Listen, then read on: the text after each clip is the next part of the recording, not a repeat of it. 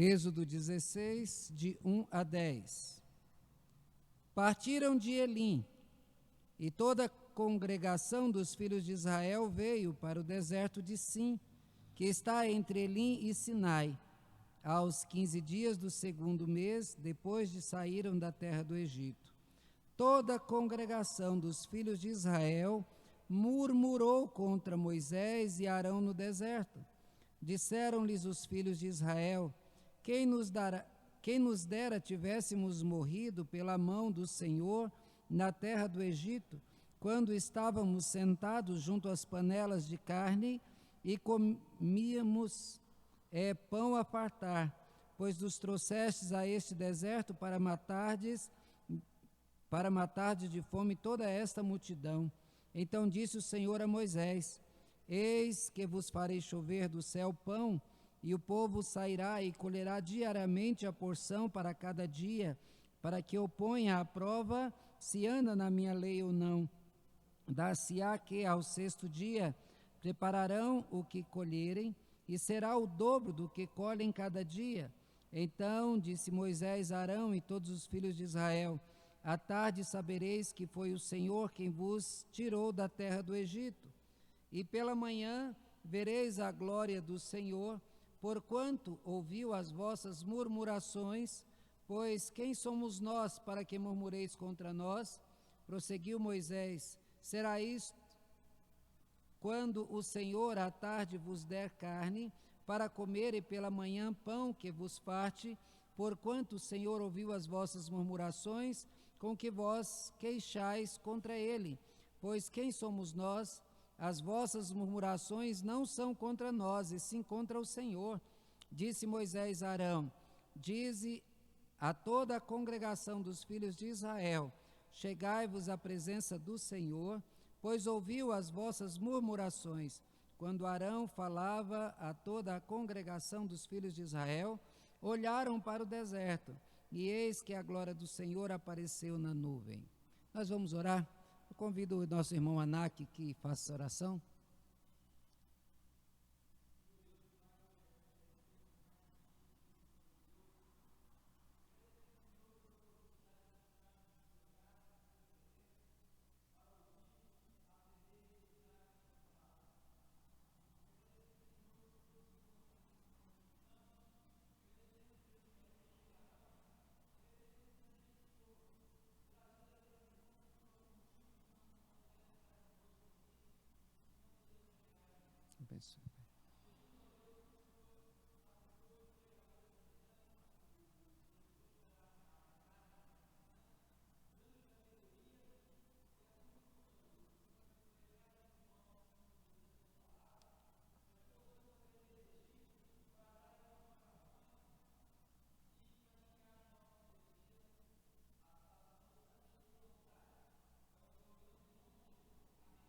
Amém. Irmãos, como é chato, como é desagradável você ver uma pessoa que recebe todo o bem, todo o cuidado, todo o amor, toda a atenção, e essa pessoa vira as costas para a pessoa que faz esse bem, e ela age com ingratidão, ela fala mal, ela reclama. Como isso é desagradável? Mas para pensar no relacionamento do homem com Deus, se não é exatamente isso. Deus presente, Deus abençoador, Deus gracioso, Deus fazendo bem para o seu povo, Deus cuidando do seu povo. Como que esse povo responde a Deus? Pensa em em Adão e Eva lá no Éden. O que faltava para Adão e Eva? Adão e Eva tinham tudo nas mãos. A única coisa que eles não deviam olhar era para uma árvore que lhe foi proibida. Se a maçã, pode ser banana, pode ser pera, pode ser qualquer coisa, porque ali o importante não é o fruto, o importante é a desobediência, é a vontade de querer aquilo que é proibido.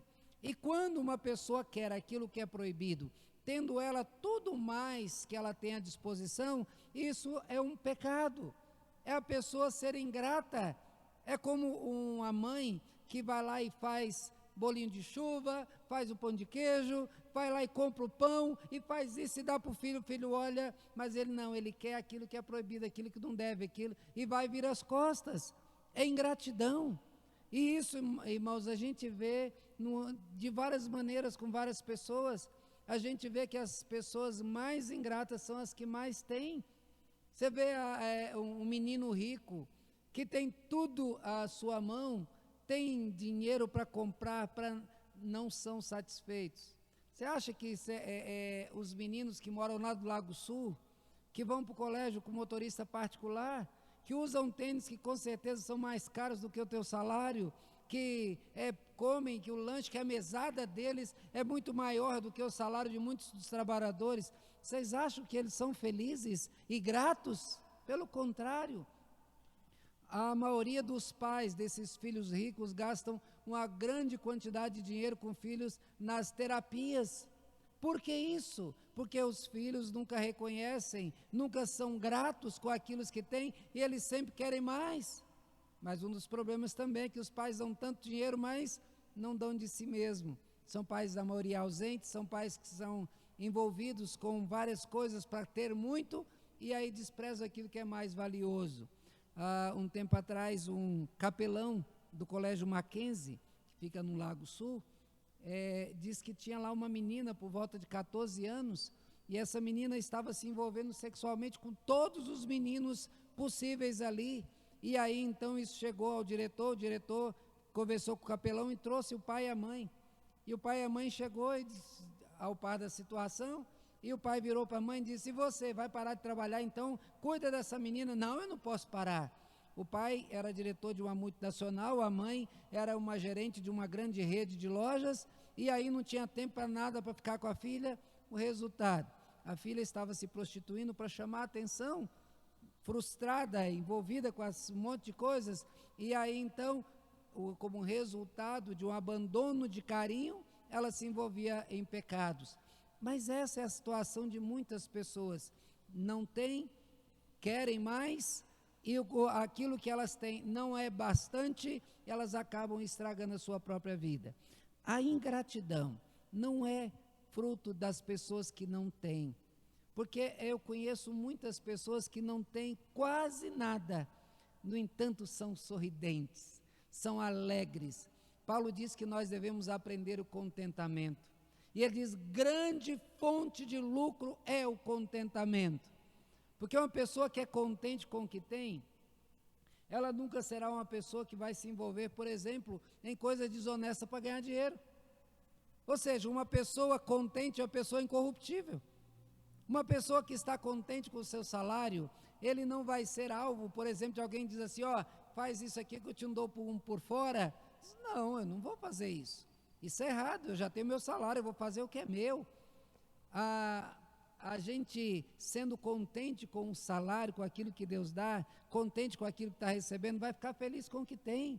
O marido ficará satisfeito com a sua esposa, não vai procurar outra. A esposa satisfeita com o marido, não vai ter desejo, não vai se entregar ao desejo por outros homens, porque está contente. Então, grande fonte de lucro, porque uma pessoa contente com o que tem, ela é rica. Tem a música nos nordestinos, né? Que diz assim, são 10 filhinhos, são pouca coisa, é quase nada, mas um tem outro mais bonito no lugar. Ou seja, não importa quantos outros têm, se são bonitos, mas os meus, são os que Deus me deu, são os melhores. Me lembro quando eu ia buscar meus meninos no colégio, aquela quantidade de meninos, tudo igual, né? Tudo com o mesmo uniforme, mas não me importa quantos tinham ali. Para mim, o que importava é quando saía o meu. Não importa se tinha alguém mais bonito ou mais feio, o que importa é que aquele era o meu. Então a gente tem que aprender a se satisfazer com aquilo que Deus nos dá, estar contente com aquilo que Deus nos dá, para que esse nosso desejo de ter mais não nos leve a pecar contra Deus. O povo de Israel, a história do povo de Deus foi marcada por rebeldias, por pecados motivados pela ingratidão, pecados motivados pelo desejo de ter mais do que aquilo que Deus queria dar. Pecados todos esses que mostram um coração rebelde, e apesar disso que a gente vê Deus oferecendo a sua graça, Deus dando a sua misericórdia. Lembrando aqui, misericórdia o que é? É Deus não nos dar o castigo que nós merecemos, é Deus não nos castigar como a mesma dureza que nós merecíamos. Nós muitas vezes deixamos de viver de acordo com a vontade de Deus para fazer aquilo que a gente quer, como se a gente soubesse melhor do que Deus o que é o melhor para nós. Ah, Deus quer assim, mas eu não quero desse jeito. Deus quer que eu passe por um processo, mas eu não quero esse processo. Eu tenho assistido uma série de filmes na Netflix, e na história lá, o rapaz, ele perde uma posição social e ele vai lutar, ele vai enfrentar uma série de batalhas, e no final, então, ele acaba recebendo de volta tudo aquilo que ele tinha. Mas para ele ter aquilo, ele teve que ter todo um processo, toda uma preparação para ele estar pronto para ocupar a sua posição. A gente passa por isso também. Muitas vezes, se Deus te desse aquilo que você queria, da hora que você queria, talvez você não soubesse manter. Por exemplo, dinheiro é bom, mas o dinheiro também corrompe as pessoas.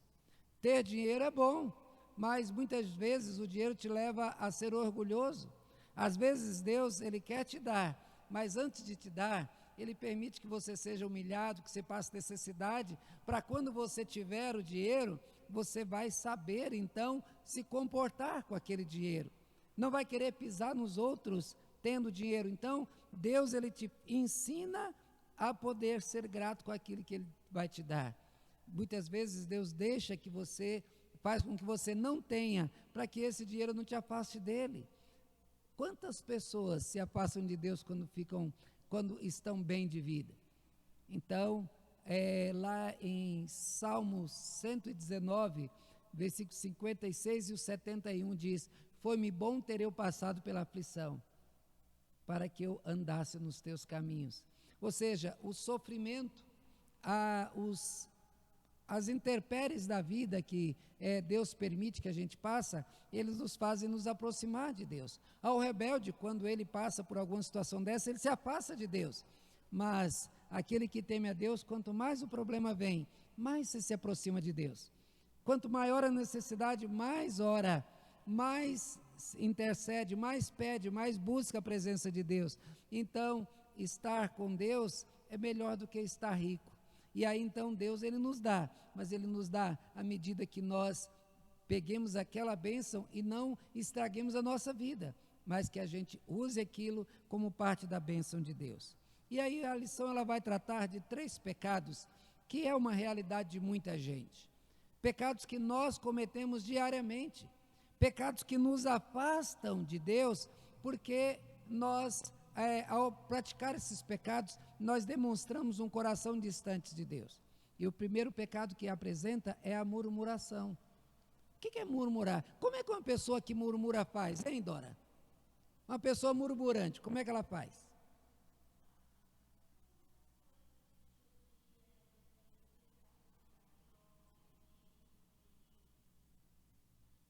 Ela fica sempre quietinha ou ela fica falando o tempo todo? Fica falando com ela mesma. Ela fica insatisfeita. O que mais que uma pessoa murmurante faz? Nada está bom, nunca está satisfeita com nada. Reclama de tudo. Como a irmã falou, ela fala consigo mesma. Espera aí, se você tem um problema, o que adianta você falar com você mesmo? Vai resolver? A gente tem que aprender a falar com quem resolve. A murmuração é um pecado grave, porque a murmuração é um ato de quem não quer resolver o problema. A pessoa murmurante, ela não quer resolver nada, e quando ela acha uma solução para o seu problema, ela já vira os olhos para outro problema, porque ela é murmurante, ela quer murmurar, ela tem a vida dela está envolvida. Me lembro de um desenho animado que tinha antigamente, umas motocicletas lá, falante lá, coisa de desenho animado. Tinha lá uma lá que ficava o tempo todinho. Ó dia, não, isso era uma hiena que tinha lá no desenho. Ó dia, ó azar, tudo dessa hiena era ruim, tudo dela ia dar errado, tudo dela tudo ia ser de ruim para a vida dela. Tem gente que é assim. Levanta de manhã, oh meu Deus, que sol quente, hoje vai ser um calor de rachar. Aí levanta outro dia, eita que tempo feio, olha, vai chover o dia inteiro, vai molhar, a roupa não vai secar. Se está sol, reclama, se está chuva, reclama, se faz frio, reclama, se faz calor, reclama. Então, que se faz para uma pessoa dessa ficar satisfeita? Tem alguma situação? Não tem.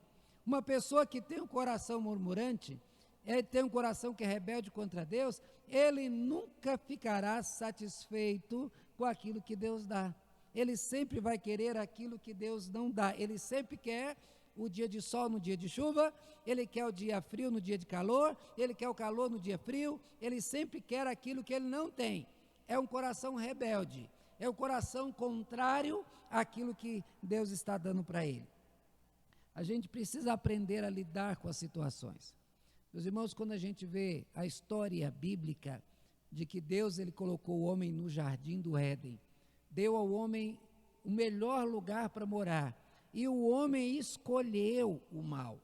Deus avisou, se comer do fruto vai morrer, e o homem escolheu o fruto. Diz, mas o que eu tenho a ver com Adão?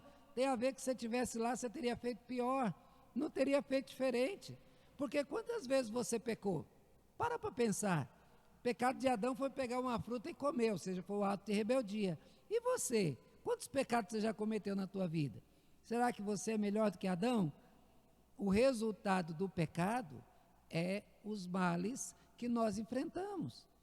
A terra produziu cardos e abrolhos, espinhos. Ela agora não daria o fruto da terra com toda a fartura como antes, agora teria que trabalhar a terra. Quem trabalha a terra sabe a dureza que é, você tem que afofar o solo, você tem que adubar o solo, isso dá trabalho, isso cansa, isso desgasta. Vê se os homens da roça, como que eles são, queimados de sol, mão grossa, a lida da roça é sofrida. E aí você vê tudo isso por quê? Por conta do pecado do homem. As doenças que nós enfrentamos. Tem uma música aí, até ouvi o início dela, que ele vai citando, e o pulso ainda pulsa. Não sei o nome do grupo que canta ela, o pulso ainda pulsa, aí ele vai dizendo, difteria, não sei o que, não sei o que, não sei o que, tem tanto, já parou para pensar a quantidade de doença que tem? Fala uma doença aí, Ângela, qualquer uma, câncer, que mais? Outra doença? Depressão, que mais? Dengue, pessoal, mosquitinho vai te mata. Que mais? Pensa tudo isso aí. De onde é que vem tudo isso? Se a gente for listar todas as enfermidades que tem, a gente vai ficar doido. É a doença do osso, é a doença dos nervos, é a doença da cabeça, é a doença psicológica, é a doença... Tantas que tem, e tudo isso é fruto do pecado. Se você não tem uma, você não escapa, você parte para outra. Você resolve uma, você vem outra. E aí o que acontece? A gente tem que aprender a lidar com essa situação. Nós vivemos num mundo que foi amaldiçoado por Deus. E quem amaldiçoou não foi o homem, não foi o diabo, foi Deus. Então, enquanto nós estivermos vivendo nesse mundo, nós enfrentaremos o resultado da maldição de Deus por causa do pecado. Não adianta fugir. Não adianta fazer culto de quebra de maldição, pois Deus é que quebrou a maldição. Sabe qual é o culto de quebra de maldição? É um culto evangelístico, que prega o evangelho, porque Jesus quebrou a maldição. Ele nos tirou desse mundo e nos encaminha para os céus. Então, a melhor maneira de nós lidarmos com as situações é sabendo o seguinte: tem um lugar onde eu não vou sofrer isso que eu estou sofrendo hoje. Deus preparou um lugar onde eu não vou sofrer como estou sofrendo hoje. Tem um lugar onde eu não vou ter que me empenhar tanto, porque Deus já vai me dar, está tudo pronto. Ou seja, Deus providenciou um lugar para aqueles que o temem, para aqueles que o amam, para aqueles que são frutos do seu amor, a um lugar perfeito, mas não é aqui. E nós temos que aprender a lidar com tudo isso, para que nós não caímos no pecado da murmuração, de reclamar. Peraí, você está reclamando de quê? Olha lá, Lamentações. Quando a gente vai lendo Lamentações 2, o profeta começa a falar, mas Senhor, os meus príncipes com a sua pele branca estão lá queimando no sol, comendo lixo, as mulheres comendo a sua própria placenta, brigando para comer a própria placenta, brigando, e aí vai listando uma série de desgraças que aconteceram. Mulheres tiveram seus filhos arrancados do ventre, homens idosos foram humilhados, foram mortos, e aí vai falando. Aí ele diz, eu quero trazer memória o que pode me dar esperança. E aí ele vem listando a bondade de Deus, a misericórdia do Senhor, é a razão de não sermos consumidos. E aí ele vai falando da fidelidade, amor, e lá no final ele diz, de que se queixa o homem? Queixe-se cada um do seu próprio pecado. Qual é a razão que você tem para poder reclamar de Deus? Pois se o mal que você tem é tua culpa, por que a pessoa fica desempregada? A maioria das vezes é porque a situação financeira, né, está ruim, mas é sempre assim? Se você for o melhor dos funcionários, você vai ser o primeiro a ser mandado embora? Então, na maioria das vezes, o funcionário que é mandado embora não é tão dedicado, não é sempre, tá? Há situações diferentes, mas na maioria das vezes é alguém que não valoriza tanto o trabalho, não é tão dedicado como deveria, e aí então por que ficou desempregado? Aí ele sempre culpa os outros, mas não culpa a si mesmo. Por que você está doente? Eu estou com uma dor no braço aqui. Aí, eu tenho que fazer exercício físico para isso. Não fiz ainda, está doendo. Mas por que está doendo? Porque eu não fiz. Quem é o culpado então de eu estar doente? De estar sentindo a dor no braço? Sou eu. A maioria dos problemas que a gente enfrenta. Por que você está gordo? Porque você comeu muito, porque você não fez exercício físico. Por que você está... Veja que os problemas são todos assim. A maioria dos problemas que nós temos, eles são provocados por nós. Nem todos, volto a dizer, nem todos são assim. Tem uns que são, que vêm como doença de família, né, hereditário. Tem problemas que vêm como resultado de uma situação terrível que você passou e o resultado... Então, mas a questão toda é, nós não temos nenhuma razão para queixarmos de Deus. Na maioria das vezes, nós somos os culpados pelas nossas desventuras, e nós não podemos culpar Deus pelos males do mundo, porque Deus, o que Ele queria para o mundo, era um mundo perfeito, sem dor, sem sofrimento, sem lágrimas. Mas o homem preferiu o mal, o homem preferiu viver distante de Deus, distante da graça de Deus. Então o homem é culpado pela situação que ele vive. Olha, Israel temeu muito e clamou ao Senhor. Né? A gente vê quando eles estavam diante do Mar Vermelho, né? E eles então clamaram ao Senhor, porque eles saíram do Egito e agora o exército está lá, ia fazê-los voltar, ia escravizá-los de novo. Eles então clamaram ao Senhor. Clamar ao Senhor é bom? É necessário? Jeremias 33, falamos aqui na sexta-feira. Como é que está lá? Clama a mim e responder-te-ei. Anunciar-te-ei coisas grandes e ocultas que não sabes. Veja que Deus, ele diz, clama a mim. Deus, ele quer que clame a Ele. Deus quer que o busque.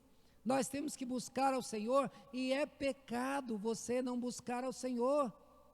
É pecado não clamar ao Senhor. Nós temos textos que mostram isso, do povo que na hora do sofrimento não buscaram ao Senhor. A gente vê a respeito de um rei, me fugiu o nome dele aqui, que diz, da hora da sua enfermidade, não buscou o Senhor, mas confiou apenas nos médicos. É problema buscar médico? Não, não é. Mas você não pode achar que o médico que vai resolver. Por isso que a gente, quando vai no médico, a gente ora, Senhor, abençoa o médico para que ele descubra a enfermidade. Você tem que tomar remédio? Tem. Só que você não pode confiar no remédio. Você tem que ser, Senhor, que esse remédio venha então tirar essa infecção. Ou seja, Senhor, abençoe com o remédio, porque quando você for curado, quem é que te curou? Foi Deus através do remédio. Deus é que faz através do médico, Deus é que faz, é sempre Deus. Então, Deus, ele quer que nós o busquemos. Então, nós devemos clamar ao Senhor. E quando nós clamamos ao Senhor, coisas grandes e ocultas são reveladas. Situações que a gente achava que eram impossíveis, coisas que a gente achava que nunca poderia se tornar realidade, se tornam. Saídas para os problemas aparecem, que a gente fica assim, meu Deus, eu nunca imaginei que isso fosse possível. Eu não imaginei que tinha uma solução. E é engraçado que as soluções, elas são dadas por Deus assim de uma maneira tão fácil. Assim, como é que é? Esse problema todo é tudo isso. É igual um problema de matemática, eu estava vendo. Tinha vários números lá e para dar uma saída, diz, como que eu resolvo tudo isso? E aí o menininho vai lá e pega uma letra ele apenas puxa uma pontinha do número 1, vira o número 4 e dá a saída. Gente, eu não tinha pensado nisso. Às vezes a saída é tão simples, mas a gente pensa em fazer se há um problema de matemática, usar todas as coisas da matemática para resolver. Às vezes a saída é apenas um risquinho, uma mudança, uma letra, e tudo muda de figura. Então a gente vê que Deus, ele nos dá a saída, ele quer que nós clamemos. Mas o problema de Israel é que quando estavam diante do Mar Vermelho, eles não buscaram ao Senhor. Eles até clamaram, mas eles clamaram não querendo que resolvesse. E eles oraram, mas não esperaram a resposta. É como muitas vezes acontece conosco. A gente ora e já começa a reclamar. Senhor, mas não foi, Senhor, isso não dá, não é possível, a gente não aguenta. Espera aí, você não orou? Espera o agir de Deus. Você não colocou diante de Deus? Espera Deus resolver a situação, espera Deus encaminhar, caminha com Deus, tenha paciência. Ah, mas a dor não sarou. Continua, saiba que Deus, ele sempre tem um propósito. Tem um versículo que a gente tem que sempre guardar na mente. Todas as coisas cooperam para o bem daqueles que amam a Deus. Não é que todas as coisas vão ser do jeito que você quer, mas as coisas vão sempre cooperar para o teu bem, mesmo que seja contrária à tua vontade. Quantas vezes acontece assim, de você já estar frustrado, que a coisa aconteceu de maneira diferente como que você imaginava, que o resultado que você queria deu tudo errado, a prova que você queria passar você não passou, e aquilo não deu, e você então acaba numa situação totalmente desesperadora. Aí de repente, quando você está lá naquela situação, Deus vai e mostra um outro caminho diferente, e quando você percebe, você está melhor do que você estaria antes. Será que o melhor é ter aquilo que você queria, é fato? É aquilo que você desejava, era aquilo que era o melhor mesmo? Quantas meninas achavam que aquele cara era o homem dos sonhos, e eles, ao crescer e virar um homem, se tornou alcoólatra, violento? Eu vivenciei o caso de uma menina que ela se frustrou muito, porque queria muito casar com um rapaz, a família não quis, e ele, quando ele se casou, se envolveu muito com bebida, e maltratava, batia na esposa, e ela se livrou disso, Deus tirou, mas ela achava que para ela tinha que ser aquele rapaz, ele era o alvo dela. Será que se Deus nos desse tudo que a gente queria, seria melhor? Já pensou se Deus ouvisse todas as tuas orações, e te desse tudo do jeito que você queria, será que seria bom? Veja, talvez você estaria rico e sem Deus, ou talvez estaria vivendo com uma pessoa que não te daria a mínima felicidade, seria alvo de sua tristeza, a pessoa rixosa, briguenta, que não traz prazer e só traz tristeza. Deus mostra o seu amor muitas vezes em dizer não para nós, assim como o pai fala com o filho. Vai para um lugar perigoso? Não, filho, você não vai não. Pai, mas eu... Não vai. Aí o filho fica, de repente vai o grupo de amigos para lá, acontece um acidente, morte, gente machucada, aí diz, pai, ainda bem que eu não fui. Será que o melhor seria o pai atender todos os pedidos do filho? Com certeza não. Então, meus irmãos, o grande problema deles, eles oraram, mas não esperaram a resposta. Eles murmuraram dizendo, o Senhor nos trouxe para cá para nos matar aqui. Será que Deus, ele vai dar um livramento para deixar você sofrer lá na frente? A murmuração, ela nos impede de ver que Deus, ele tem planos prósperos e sábios, e que ele dirige as situações em que nós vivemos.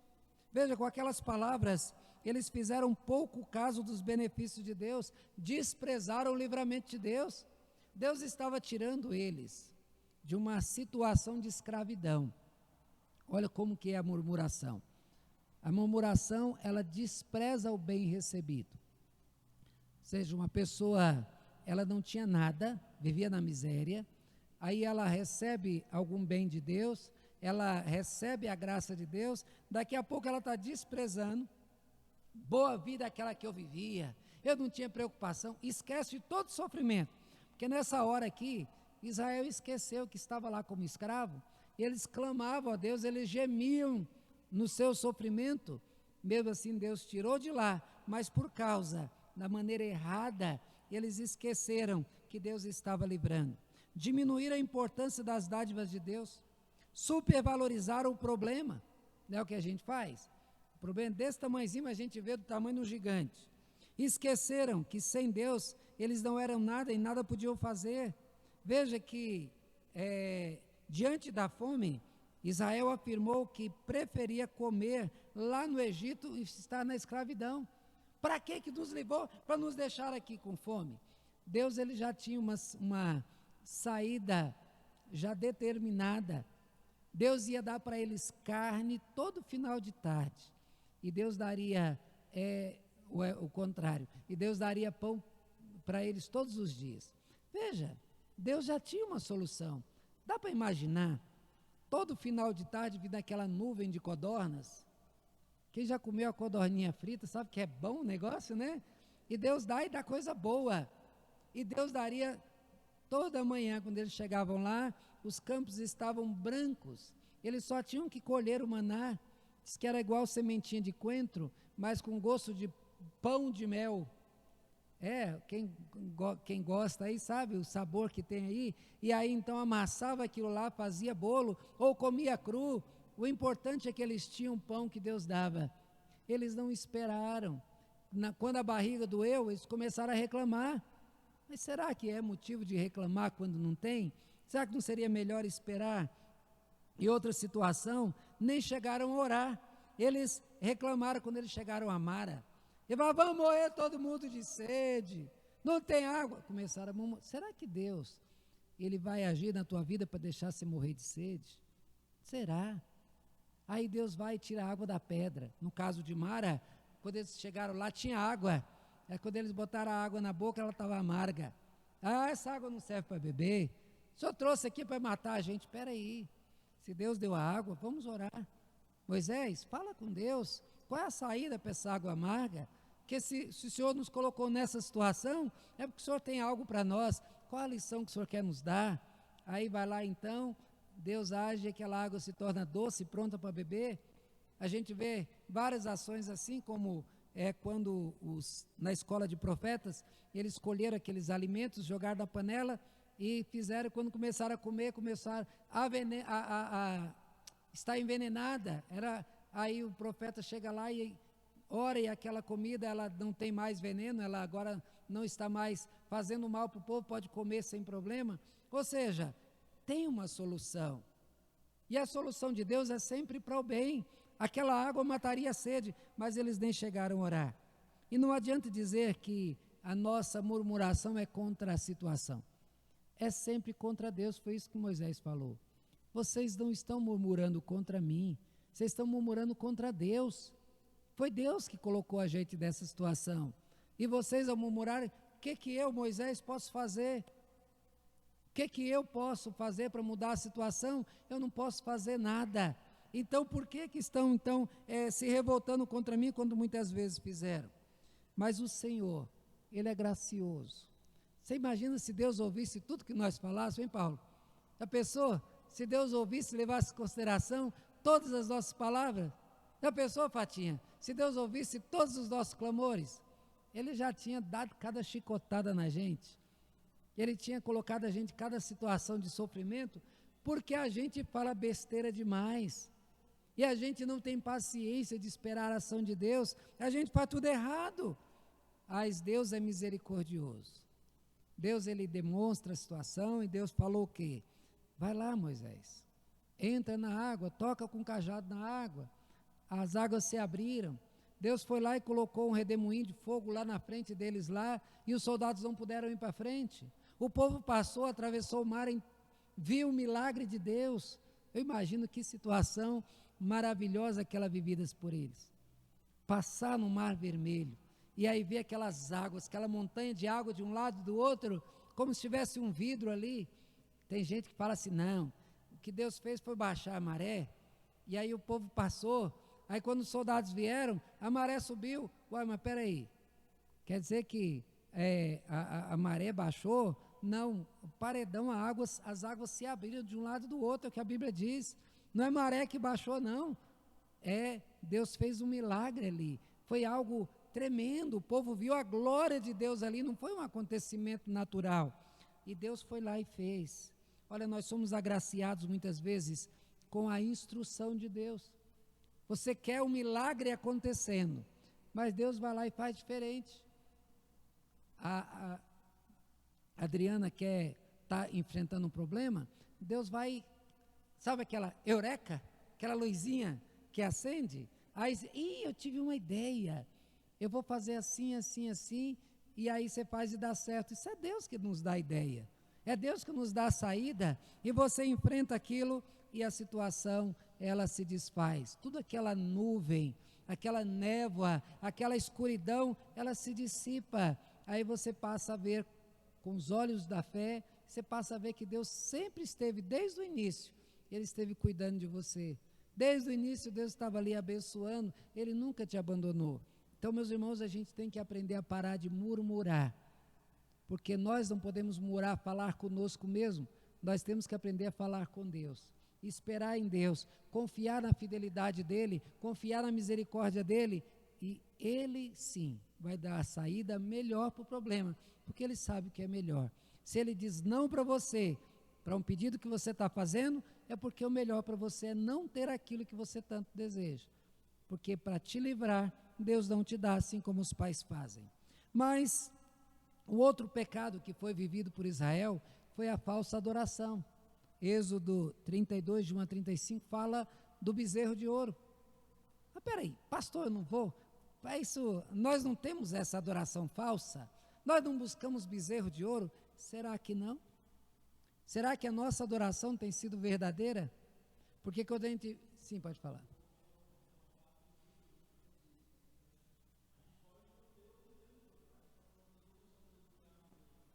Nós podemos não fazer o bezerro, mas que a gente faz ídolo, faz. Foi Calvino que diz, né, que o coração do homem é uma fábrica de ídolos. Como a gente põe ídolos para a vida da gente? Às vezes os ídolos são os nossos filhos, mas como assim? A mãe que ora todo dia pelo filho, ela vai para a igreja por causa do filho? Eu estou indo porque meu filho precisa aprender a confiar em Deus. Por quê? Lá no fundo está aquele pensamento, se eu servir a Deus, tudo vai acontecer da melhor maneira, eu vou viver essa vida aqui abençoada. Ou seja, muitas vezes a pessoa não está pensando no céu e nem na glória de Deus, o que ela quer é viver em paz. E ela entende que se servir a Deus, ela vai viver em paz aqui na terra. Ela não vai ter doença, não vai ter problema. E aí então ela coloca a família dela como ídolo, e aí então passa a ter uma vida aparentemente religiosa, mas o fundo, a motivação dela é se livrar de qualquer situação de dor. Será que estou falando besteira? Não. Já vi alguns exemplos disso, de pessoas que quando enfrentaram dificuldades, quando tiveram perdas, nunca mais procuraram a Deus. Por quê? Porque elas acreditavam era, eu ficarei livre de problemas. Não é o que vários pastores têm ensinado nas igrejas? Que as dificuldades que a gente enfrenta é castigo, então a culpa é minha, e se eu for fiel, tudo vai acontecer de bom na minha vida. Então, isso são ídolos que nós criamos. Nós criamos aquilo que nós podemos controlar.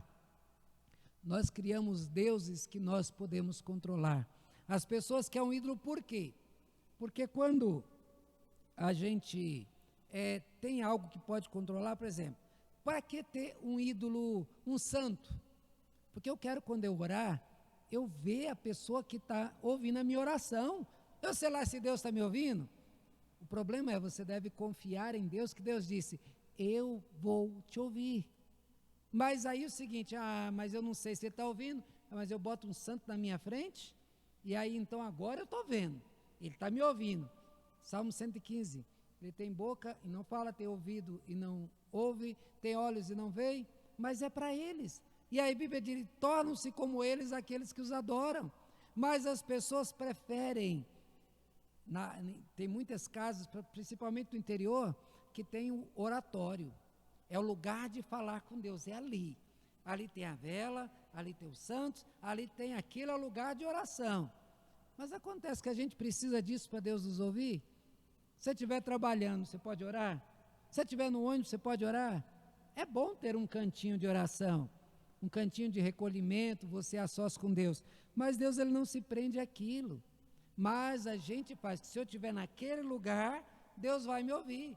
Se eu estiver na igreja, Deus vai me ouvir. Se o pastor que orar, Deus vai me ouvir. Não, Deus ouve a tua oração. No Antigo Testamento era assim. Deus, ele ouvia o sumo sacerdote, era o representante do povo para levar até ele. Mas Deus ouvia só através do sumo sacerdote? Não. Ele era oficialmente o responsável por levar as ofertas e os sacrifícios. Mas, por exemplo, Ana orou para quem? Não foi para Deus? E ela falou alto para Eli ouvir? Não. Eli até achou que ela estava bêbada, porque estava falando sozinha. Mas Deus ouviu a oração dela. Deus sempre ouviu as nossas orações. Mas de uma maneira institucional, tinha lá o representante. Mas lembra do véu que se rasgou? Para que nós tivéssemos acesso aos santos dos santos? Nós temos acesso, mas o problema nosso é que a gente sempre quer um Deus do nosso jeito, um Deus de acordo com o nosso controle. Veja, queriam estabelecer um tempo do modo de Deus agir, ou de ter acesso a Deus. Eu quero ver Deus a hora que eu quiser. Então, a hora que eu quiser, eu chego lá e falo com Deus. Mas, será que eu posso colocar o tempo para Deus agir? Dizendo, Senhor, é agora. Eles queriam deuses que os servissem, em vez de um Deus a quem servir. Não é isso que as pessoas querem? Determinar o que vai acontecer na sua vida? Veja, ao contrário, a verdadeira adoração, ela tem como base a gratidão. A falsa adoração, ela é usurpadora, ela exige recursos que não forneceu, se apropria de feitos que não realizou, ela quer passar por verdadeira adoração ao Senhor, ela toma elementos do culto destinados a honrar, a glorificar a Deus, e ela dispõe para o nosso próprio deleite e diversão. Tem gente que só gosta de vir à igreja, e se o culto acabasse depois do louvor, ela estaria satisfeita. Quando começa a pregar, é o momento de, meu Deus, será que vai demorar? Será que passou a falar muito? Na hora de Deus falar, porque tudo que tem no culto antes, é por isso que a gente não põe as coisas depois da mensagem. Sempre tem uma apresentação. Por quê? Porque tem que ser tudo antes, porque o objetivo de toda música, o objetivo de toda preparação é para que o coração esteja tranquilo e calmo diante de Deus, para ouvir Deus falar. Ou seja, acalma o teu coração, prepara, porque Deus vai falar com você. Então, Deus fala, mas tem muita gente que ficaria satisfeito, porque a parte mais gostosa do culto é o momento da adoração. A gente canta, fica em pé, a gente bate palma, é divertido. A pessoa está lá, fala umas coisas bonitas para a gente ouvir. O problema, meus irmãos, é a gente achar que pode fazer do culto um lugar para nos agradar. Esquecemos que o culto é Deus. Então veja, isso é fazer de você um ídolo, porque você quer se agradar. Então, além de conhecer a falsa adoração, Deus revela a sua ira contra ela. Aquele povo que queria o bezerro de ouro, eles foram castigados por Deus. O que Deus fez com o bezerro de ouro? Quem sabe? Ele foi derretido, foi feito em pó de ouro, e foi jogado na água, e o povo teve que beber aquela água com ouro, como castigo. Eles não queriam um Deus para eles, eles beberam o Deus deles. Isso é castigo de Deus. E outra coisa, os levitas vieram e foram ordenados com eles que matassem aqueles que permaneciam na adoração. Mas a gente fica com dó do povo quando acontece castigo de Deus, né? Acontece que aquele povo estava trazendo rebeldia contra Deus, eles estavam distantes, eles não queriam Deus, então Deus levantou pessoas, daquele dia morreram cerca de 3.000 pessoas. 3.000 homens que não queriam adorar a Deus, mas estariam prontos a morrer por causa de um bezerro de ouro. É o que acontece com a falsa adoração. Tem muita gente aí que, se você for falar do evangelho para eles, mas de jeito nenhum. Esse povo evangélico é tudo um povo chato, mas eles querem e permanecem com seus santos. Me lembro de uma visita que eu fiz, falei, mostrei, expliquei, e ao final a moça falou, pastor, eu acho que o senhor tem razão, mas eu vou continuar com meus santos. Ela mesma diz, o senhor tem razão, então tudo que o senhor falou é verdade, mas eu não vou abrir mão dos meus santos. essas 3.000 pessoas aqui, simbolizadas, que mesmo conscientes de que é pecado, conscientes de que aquilo não agrada a Deus, elas vão continuar. Mas, irmãos, um terceiro pecado que a lição coloca aqui é a incredulidade. E foi tratado esse pecado quando Deus mandou que fosse para a terra os 12 espias, um espia de cada uma das tribos, e eles fossem então lá para a terra para ver a terra. E eles chegaram e eles falaram duas verdades: a terra de fato é boa. Trouxeram um cacho de uva tão grande que 2 homens seriam necessários para poder carregar. Não sei se vocês já viram imagens assim, de cachos de uva dessa natureza. Tem até hoje, produz tão grandes assim, que você vê que seria impossível o homem carregar um cacho de uva. A gente é acostumado com um cachinho pequeno, né? Que põe nas bandejinhas ali, mas uvas, aquelas quantidades enormes. E aí quando eu vi, falei, agora eu entendo o porquê de 2 homens para carregar. E eles chegaram da terra, de fato é boa. Agora vem então a outra notícia, mas lá tem gigantes. Mas Deus falou que, Deus enganou o povo dizendo que não tinha gigantes? Deus tinha dito, vocês vão lá e eu vou dar vitória. Qual a diferença de derrubar o grande e o pequeno? O pequeno pode dar mais trabalho, mas ele cai e a queda é maior. Então Deus, ele não vê impossíveis. O grande problema nosso, diante da incredulidade, é que a gente cresce o problema. O problema fica maior do que Deus. O problema, ele aparece para nós como algo insolúvel, que não consegue, não tem jeito de resolver, e a gente então acaba colocando esses problemas aí acima de Deus. Eles fizeram o relatório e confirmaram. Deus disse que a terra é boa. Se Deus ele diz que a terra é boa e foram lá e confirmaram, eles tinham que acreditar em Deus, que Deus ele continuaria falando a verdade. Então que poderiam ir e poderiam então vencer os povos. Eram vários povos. Mas Deus já tinha dito, na terra, vocês vão lá e vão tomar a terra. Eu dei a terra para vocês. Se Deus disse que deu a terra, acabou. Não tem o que questionar. É só ir tomar posse. A incredulidade se manifesta com 2 modos. Agimos conforme a crença que temos em nossas condições pessoais e deixamos de confiar na direção de Deus. Ou seja, será que eu vou ter força para vencer? Não confie em você. A tua força não vale nada na maioria das situações. Você tem que confiar em Deus, porque quando Deus quer, um rapazinho pequenininho com 5 pedras na mão, e ele só precisa de uma, ele derruba o gigante. Então, se Davi olhasse para a sua capacidade, ele não iria, mas ele diz, eu não vou com armadura, eu não vou com espada, mas eu vou em nome do Senhor. E ele foi e venceu. Irmãos, nós temos que aprender a crer.